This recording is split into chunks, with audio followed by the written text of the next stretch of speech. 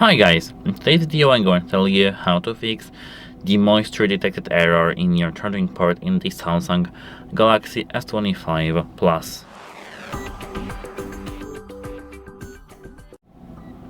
This fix is actually settable for both S25, S25 Plus, S25 Ultra, Edge, etc. Every single one. At first you need to open the system settings. Here, now you need to go straight to your battery settings over here and scroll down to the charging settings. Disable slow charging information. Check if now it works. If it does, that's nice. If it isn't, you need to buy yourself some maybe not cleaner, but some air that you can just put. It should be the suppressed air. You should buy yourself this thing. I do have this like air pump from Temu. Let me just quickly get it. So here I do have this air pump. It can just pump the air. And now if you look at your port, you should dry it with a cool air. So let me do something like this. You can do this for some maybe 20 or 30 seconds.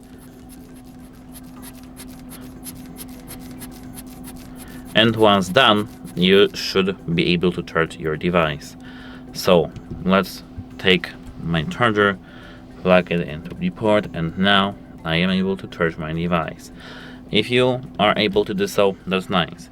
If you still aren't, make sure that your phone didn't fall into the water recently.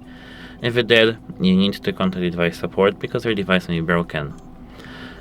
Now let's go to the second thing, maybe third. We need to go to the settings. Here now go straight to the applications. Where are the applications? Applications are over here, applications.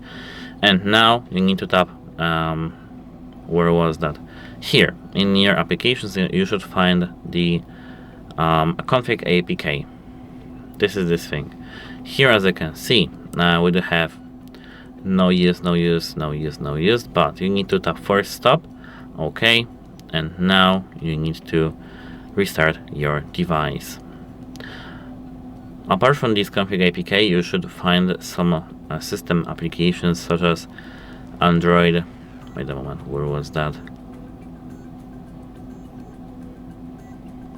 Samsung Go Services, this is this one, and you should do the same here. And now once done, you need to hold the volume down and power, tap restart and restart. But wait a moment, plug in your cable here.